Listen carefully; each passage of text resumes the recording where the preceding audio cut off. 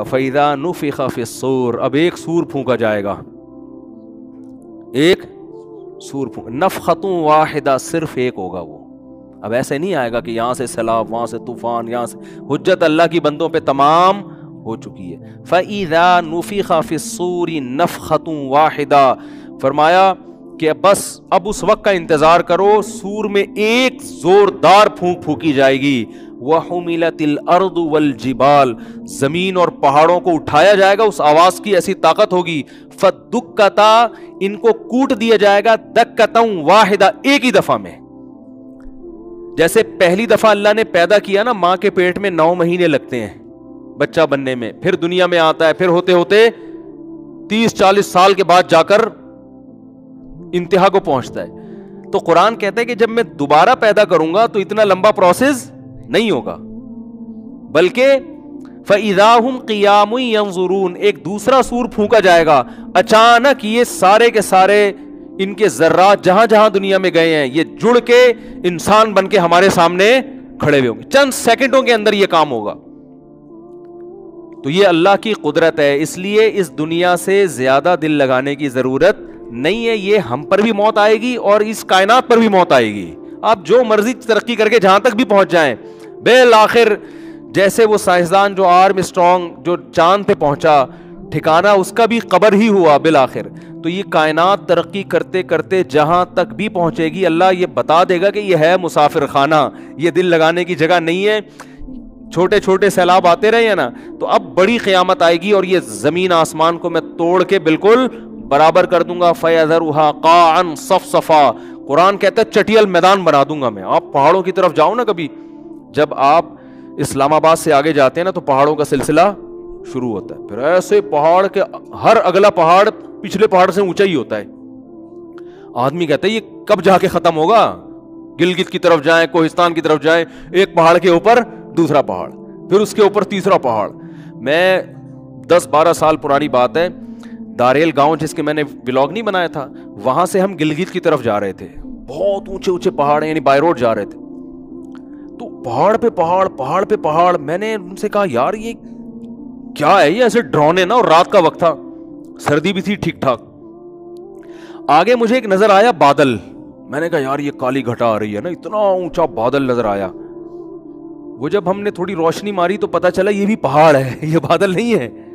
وہ ننگا پربت کی پہاڑیاں ہیں، وہ سلسلہ وہاں سے شروع ہوتا. اتنے اونچے اونچے پہاڑ. تو قرآن کہہ رہے یہ جو اتنے وزنی پہاڑ زمین پہ، اچھا پہاڑ جو ہے نا جتنا زمین سے اوپر ہوتا ہے اتنی اس سے زیادہ زمین کے اندر ہوتا ہے. یہ اس کی جڑیں ہوتی ہیں باقاعدہ، اس سے زیادہ زمین کے اندر ہوتا ہے. جو قرآن نے کہا نا کیل کی طرح گاڑ دیا ہے، تو کیل کا اوپر حصہ کم ہوتا ہے، اندر حصہ زیادہ ہوتا ہے. تو ایسے اللہ نے کیلوں کی طرح گاڑا ہوا ہے ان کو. تو اتنے اونچے اونچے اونچے اونچے پہاڑ ایسے ڈرونے کھانے والے نہیں ہوتے. تو قرآن کیا کہہ رہا ہے، ایک زوردار آواز ہوگی اور یہ سارے. تو سوچو وہ پاور کتنی، آواز سے کسی چیز کو توڑنا پھوڑنا آسان. آپ جتنا زور سے چیخیں، آپ جتنا گلا پھاڑ کے بات کریں، شیشہ نہیں ٹوٹے گا اس سے. آپ جائیں نا کسی شیشے کے پاس جا کے ہاں ہو کرتے رہے، معمولی سا کانچ بھی نہیں ٹوٹے گا، آپ کا گلا پھٹ جائے گا. ٹھیک ہے نا.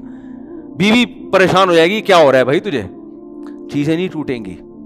آپ کی بیگم بھی چیختی ہوں گی، کبھی ٹوٹا کچھ؟ سبھی چیختے ہیں، آج کل مرد بھی چیختے ہیں، عورتیں بھی چیختی ہیں، بچے بھی چیختے ہیں. گھروں میں ماحول ہی ماشاءاللہ یہی چل رہا ہے، چیخو پکار کا. برداشت تو مارکیٹ سے کیا ہو گئی ہے، شارٹ ہو گئی ہے. تو لیکن اٹھا کے توڑنا پڑتا ہے غصے میں. ایسا نہیں ہوتا کہ آپ کے چیخنے سے گلاس خود ہی غصے میں ٹوٹ گیا، ابے یار یہ کیا ہو گیا، تو بہت غصہ آ رہا ہے آج، تو صاحب کو بہت زیادہ غصہ آ رہا ہے. لیکن آپ اس فرشتے کی طاقت اور پاور کو سوچیں کہ جو آواز لگائے گا. ہم پڑھتے ہیں نا کہ فرشتے نے آواز ماری اور قوم عاد قوم سمود کے کلیجے پھٹ گئے. تو اللہ کہتے ہیں یہ تو ایک قوم کے کلیجے پھٹے ہیں. ایسی زوردار فرشتے کی آواز ہوگی کہ یہ اتنے بڑے بڑے ماؤنٹ ایورسٹ کی پہاڑیاں، کیٹو کی پہاڑیاں ایسے دھماکے سے پھٹیں گی یہ.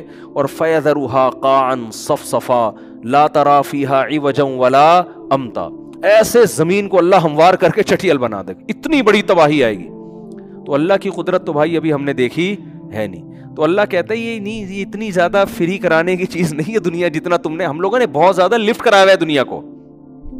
دیکھو جب کوئی آدمی آئے جس کی ویلیو زیادہ نہ ہو اور کوئی بہت بڑا آفیسر اس کو لے کے اپنے ساتھ گھومنا شروع کر دے, مثال کو کوئی بلڈر آیا, اور وہ بلڈر کیا ہے, آپ خود بہت بڑے بلڈر تھے, بڑے بڑے پروجیکٹ چل رہے ہیں, ابھی بینک پلازا آپ نے بنایا, اور جناب وہ اسلام آباد میں بڑی بڑی بلڈنگیں آپ بنا رہے ہو, اتنے میں ایک شخص آیا جو چھوٹے چھوٹے مکان بناتا ہے, ٹھیک ہے نا, وہ بھی بلڈر ہے ظاہر ہے بیچارہ, وہ 2 کمروں کے پروجیکٹ لیتا ہے اور 10 سال میں وہ بناتا ہے بیچارہ. اب بڑا بلڈر آیا, اس چھوٹے بلڈر, اس کو نہیں پتا یہ بلڈر چھوٹا ہے, اس کو بڑا پروٹوکول ہے, سر آپ مجھے بھی مشورہ دیجیے, سر آپ بتائیے چائے پیئیں گے کیا پیئیں گے, بیٹھے گے, وہ سمجھ رہا ہے کہ یہ بہت بڑی فلم ہے.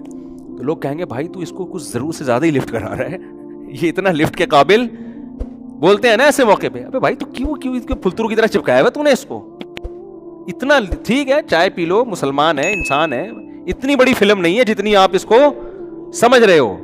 ہم ہر موقع پہ یہ الفاظ استعمال کرتے ہیں, تو اتنا کیوں اس کو. ہمارے ایک جاننے والے تھے, انہوں نے ایک دوست کو اپنے ساتھ چپکا لیا, گھر بھی لے کر آ رہے ہیں, چائے بھی پلا رہے ہیں, ان کے گھر والے بیزار ہو گئے, یار تو جب بھی آتا ہے پھلترو کی طرح اس کو لے کر آتا ہے گھر میں, اور سب گھر والے ریزرو ہو جاتے تھے نا یہ کہ جی ان کے گیسٹ بیٹھے ہوئے. تو مجھے یاد ہے وہ کسی نے اس کو تانا دیا, بھائی تو یہ اتنی بڑی فلم نہیں ہے جتنا تو نے اس کو اپنے ساتھ چپکایا ہوا ہے, ٹھیک ہے نا, دوست ہے اس کو گھر سے باہر رکھ, اتنی بڑی فلم نہیں ہے. یا تو اس نے تیرے لیے جان قربان کی ہوتی, یا تیرے بزنس کو رن کیا ہوتا, ویسے ہی گٹر کے ڈھکن پہ بیٹھے ہوئے تھے, اتفاق سے دوستی ہو گئی, تو وہ گٹر کے ڈھکن پہ ملا کرو, وہیں چائے پلا کے پتلی گلی سے رخصت کر دیا کرو.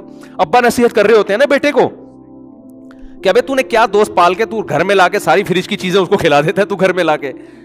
تو بالکل قرآن و سنت بھی ہمیں یہ سمجھا رہے ہیں کہ بھائی یہ جو دنیا کو تم نے اپنا باپ بنا لیا ہے نا, اور کامیابی ناکامی کا معیار اس کو سمجھ لیا ہے, تو اتنا فری کھنانے کی ضرورت نہیں. تم بھی مرو گے, چیزیں بھی ختم ہوں گی, اور سیلاب بھی آئیں گے, زلزلے بھی آئیں گے, ایکسیڈنٹ بھی ہوں گے, موتیں بھی ہوں گی, کورونا بھی آئے گا, اور بہت کچھ آئے گا, اور بالآخر اللہ اس دنیا کی بے ثباتی دکھانے کے لیے ایک دن ایک دھماکے کے ساتھ ایک یکلختی پوری دنیا کو تباہ کر دے گا.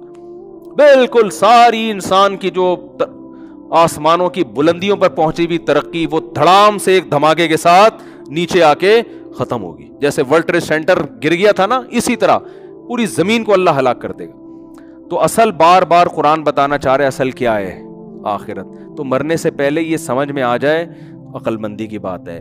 نہیں سمجھ میں آ رہا تو مرنے کے بعد سمجھ میں تو آئے گا, مگر فائدہ نہیں.